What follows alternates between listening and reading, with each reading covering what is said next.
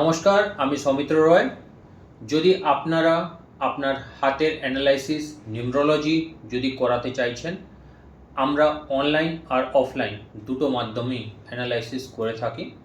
আপনারা আমাদের কন্ট্যাক্ট নাম্বারে যোগাযোগ করতে পারেন।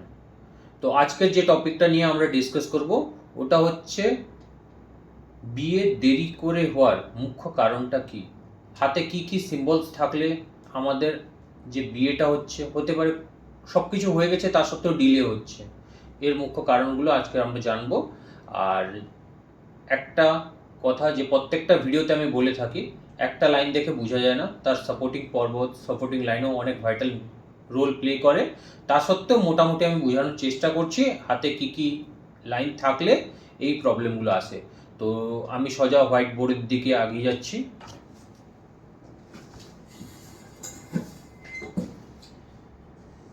এটা হচ্ছে আমাদের তর্জনী আঙ্গুল,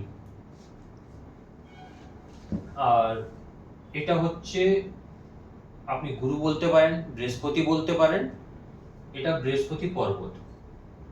যদি আপনার হাতে ফার্স্ট পর্ব, সেকেন্ড, থার্ড আঙ্গুলের সেকেন্ড পর্বে যদি আপনার এরকম করে কাট লাইনস আছে,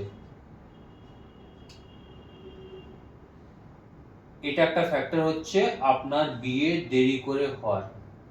সেকেন্ড, যদি আমি হাতটাকে এরকম জুড়ে থাকি, জুড়ার পরে এই যে গ্যাপটা, শনির যে হচ্ছে মধ্যমা আর তর্জনীর ভিতরে যদি এইখানে এই যে স্পেসটা আমি বলবো, এই ছিদ্রটা যদি আপনি হাত ক্লোজ করার পরে দেখতে পাচ্ছেন, তাহলে এই ফ্যাক্টরটা থাকে। এটা হচ্ছে ফার্স্ট ফ্যাক্টর, এটা হচ্ছে সেকেন্ড ফ্যাক্টর, আর এই পার্টিকুলার জায়গাতেও যদি ছিদ্র আপনি দেখতে পাচ্ছেন, এটা হচ্ছে থার্ড ফ্যাক্টর।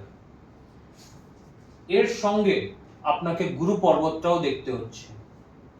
যদি এখানে অনেকগুলো মাইনাস লাইন আছে,